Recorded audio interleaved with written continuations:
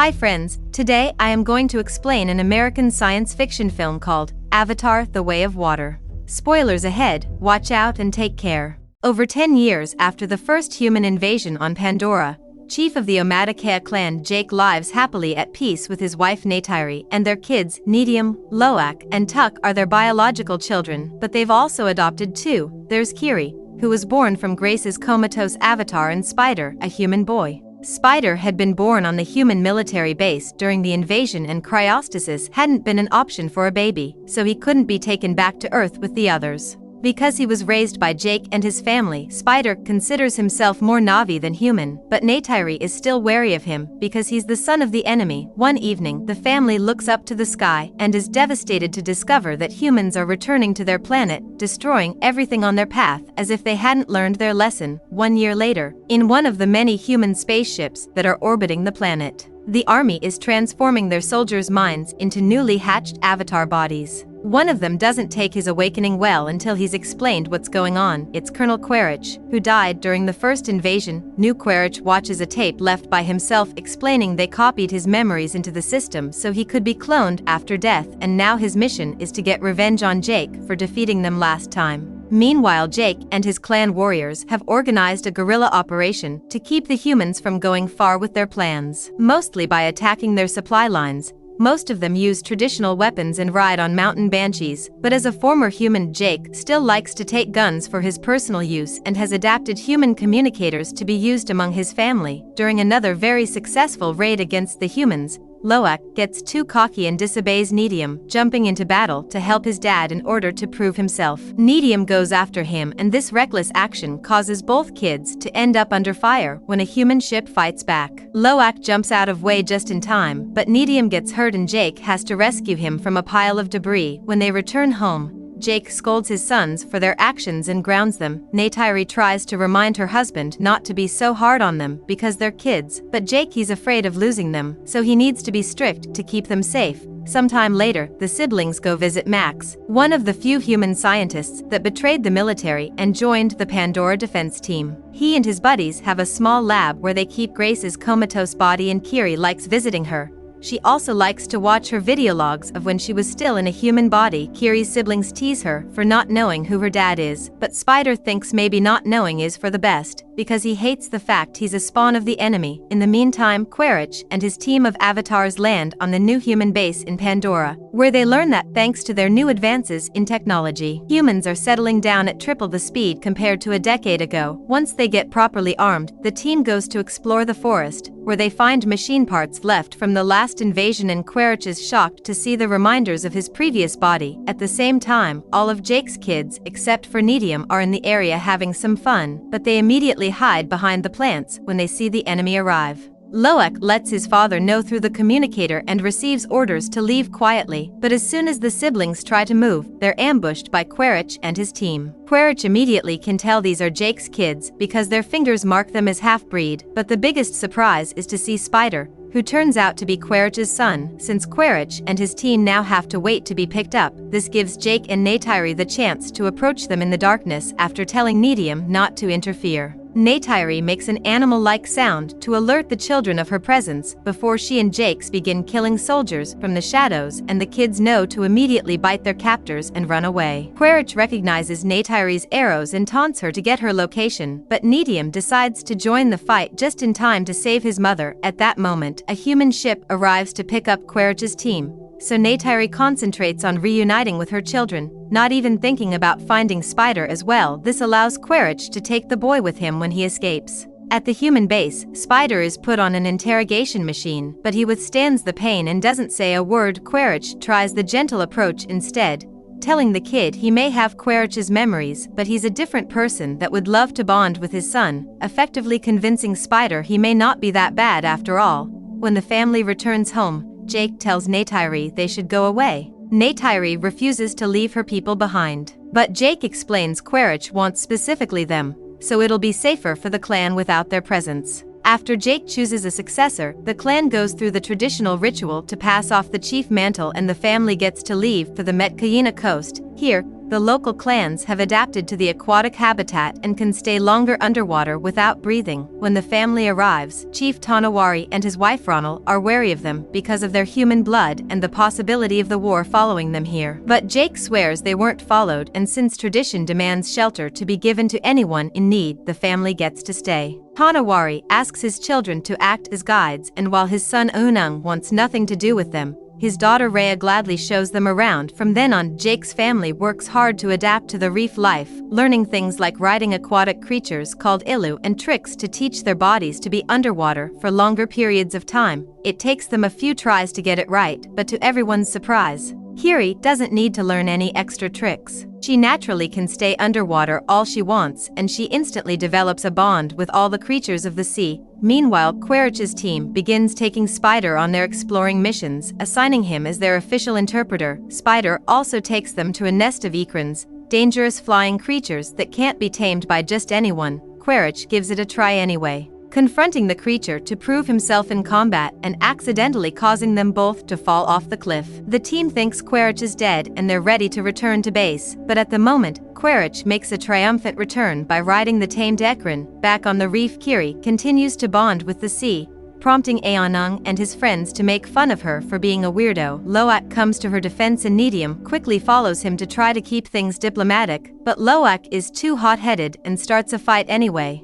So Ney'tiri has no choice but to help. When the adults finally come to pull them apart, Jake scolds his sons for their actions. He's frustrated by the constant teasing as well, but they have to endure it because they're guests here and they can't afford to be kicked out. Ney'tiri tries to comfort Kiri, who is upset over the fact she's different even biologically, as proven by a section of her face that she keeps hidden under her hair afterward. Loak follows his father's orders and apologizes to Aonung and his friends for the fight. Aonung accepts the apology and takes Loak to a special remote area to teach him how to fish underwater. But while Loak is concentrating on his prey, Aonung and his friends leave because this had been a prank all along. Now Loak's stranded and has to figure out how to come back, but his thoughts are suddenly interrupted when he's hit by a giant sea predator. Loak quickly goes underwater to swim away and hide under the coral, but soon he begins running out of air and has to come out. The predator comes after him as soon as it sees him, but suddenly, a bigger whale-like creature called a tulkun shows up to defeat the predator right as Loak passes out. Seconds later, Loak wakes up on top of the tulkun, who has saved him from drowning. Loak befriends the tulkun, and as thanks for the help,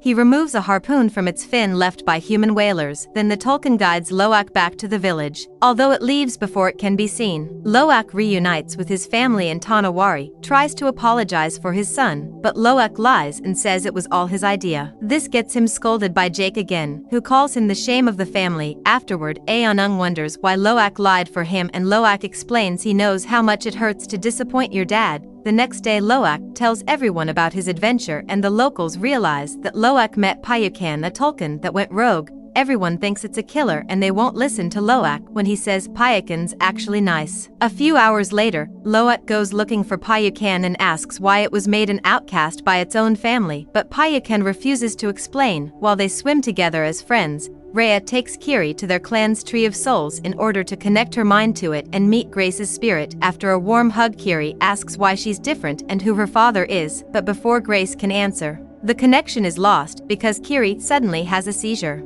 Her siblings take her back to the village and Jake calls Max, so his team can take a look at her, but then one that brings her back to consciousness is Ronald thanks to the use of a traditional medicinal ritual. Max and his doctor friend explain to Jake that Kiri had an epileptic attack and she shouldn't connect to the tree ever again. Since Max used his own ship to reach Jake, the signal was picked up by the human base. They lost it when the ship went further into the sea, and to find it again they'll need someone that knows the area and can help them visit hundreds of islands. Quaritch takes his team to negotiate with a whaler ship, and when the whalers refuse to help, Quaritch forces them to collaborate by threatening them with death, while a pod of tulkuns makes their annual visit to Tonawari's village. Quaritch and his men reach the first island and capture the locals to demand information on Jake. Spider finally gets to see how ruthless Quaritch is when interrogation turns violent, and the boy has to stop his father from killing everyone just because they don't know anything. Unfortunately, Quaritch still orders his men to burn all the houses. The news of Quaritch arriving at the islands soon reaches Tonawari, who warns Jake he's being chased. After all, Ney'tiri wants to go after Quaritch to end things once and for all. but Jake asks her to be patient and make a proper plan. In the meantime,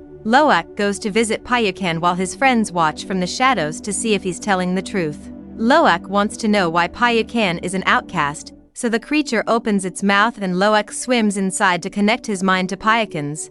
This allows him to see the whole story. It turns out Payukan's mother was attacked by whalers and Payukan fought back to defend her, but its pod still kicked Payukan out because they're supposed to be a peaceful species and violence went against their beliefs. When the kids return to the village, Tanawari and Ronald furiously scold them for disrespecting Tolkien's culture. At the end of the day, only Rhea supports Loak and expresses how proud she is of him. Sometime later, Quaritch realizes that violence won't make the villagers speak, so he agrees to help the whalers hunt the Tolkiens, knowing that killing the creatures the locals consider their brothers will draw Jake out of hiding. Now Spider has to watch in disgust how the whalers send up ships to kill the Tolkiens with specialized weapons that can track the creatures' noises. To make matters worse, the only reason they hunt Tolkiens is to extract their brain enzymes in order to use them in anti-aging remedies, and the rest of the creature is wasted. The whalers throw the bodies back into the ocean, and when the villagers find them, they immediately blame Jake and his family for it. They want to go out and fight back, but Jake presents them the tracker he found on a Tolkien fin and explains is a trap. So for now they need to stay put and simply tell the Tolkien to swim away for safety. Loak realizes that nobody will warn Payukan because it's an outcast and he goes to do it himself, ignoring the warnings from his brother. Ney'tiri takes his sisters, Eonung and Rhea with him to follow Loak and they find him trying to remove a tracker from Payukan's fin. The group jumps in to help, but it's too late. The tracker has already sent their location to the whaler ship and it's coming for them. The siblings use their communicators to tell Jake of the incoming danger and Jake alerts the whole village, who immediately grabs their weapons and jumps on their elos to join the fight. The kids manage to remove the tracker and swim away with it to get the attention off Payukan, but this is exactly what Quaritch wanted and he sends his men after them. A rather long chase begins underwater and since the kids need to stop to breathe, it gives time for the humans to catch up to Loak, Took and Rhea, and they capture them with a net. As soon as Spider sees his siblings being brought abroad, he tries to fight to rescue them. But he's quickly overpowered by the humans and sent back inside while the kids are to tie the railing. At that moment Jake and the rest of the villagers show up, but they quickly stop themselves from attacking when they realize their kids are hostages. Quaritch takes Loak's communicator and asks Jake to come alone if he doesn't want to lose his kids, but as Jake begins to come closer, suddenly Payukan shows up and jumps over the ship to land on top of it, destroying it with its fins and tail.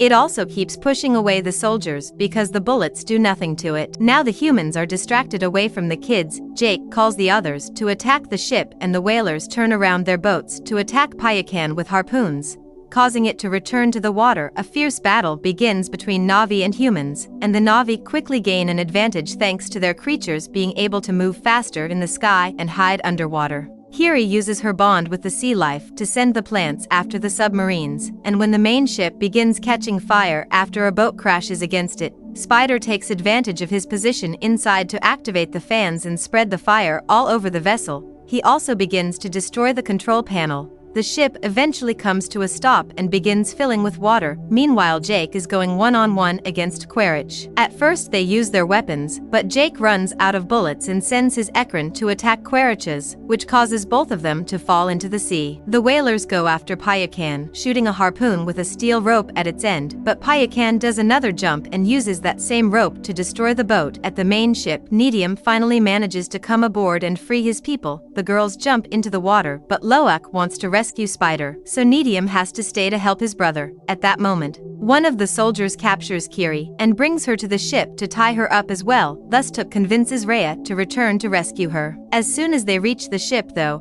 Quaritch shows up, pushes Rhea back into the water and captures Took as well. The humans are already leaving the sinking ship, meaning it's easy for Loak and Ney'tiri to sneak around and attack them by surprise. As soon as Spider sees them he joins the fight and reunites with his brothers, but soon they have to run because more soldiers show up opening fire on them. Ney'tiri makes his brothers jump into the water while he holds the soldiers back with his own weapon. This allows for Rhea to show up in her igloo and offer a ride. They wait for Ney'tiri to join them, but when their brother finally jumps into the water too, it's revealed that he got wounded by a bullet. The group immediately takes him to a small island so Jake and Ney'tiri can look at him, but unfortunately Ney'tiri dies in their arms. At that moment, Quaritch contacts Jake to tell him he has his daughters and once again asks him to come alone. Jake sends Ney'tiri away on her Banshee as backup, then returns to the ship with Spider as his guide. Loak is supposed to stay behind, but once again he disobeys orders and goes back to the ship too. The soldiers are in position waiting for Jake at the front, but Spider shows Jake how to sneak inside unseen, giving him the chance to throw a grenade and start a fire. Chaos and confusion follow the explosion, and this is used by Jake and Ney'tiri to jump in and begin killing soldiers all over the place. Ney'tiri is in berserker mode because of her grief, and it makes Spider too scared to approach her since he looks like the enemy. Jake manages to reach Took and free her, but Kiri is missing. It turns out Quaritch saw him coming and grabbed Kiri to use as a hostage.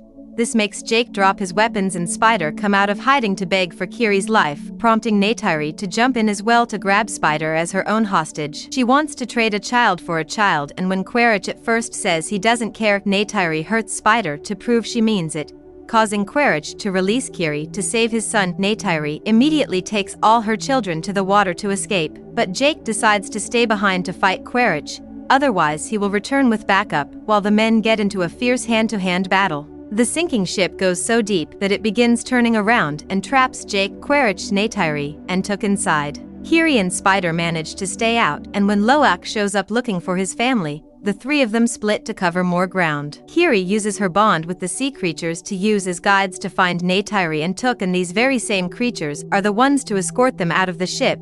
Meanwhile, Jake finally puts Quaritch in a dangerous hold and finishes him, leaving the body to sink into the sea. After fighting so long underwater, he's out of air, but Loak finds him and guides him to a room with some space to breathe as he reminds him of Rhea's breathing exercises. Spider is also searching and comes across Quaritch, who isn't dead, just unconscious. After lots of internal struggling, Spider decides he can't leave him there and drags his father back to the surface. Payakan also makes a return to rescue Loak and Jake.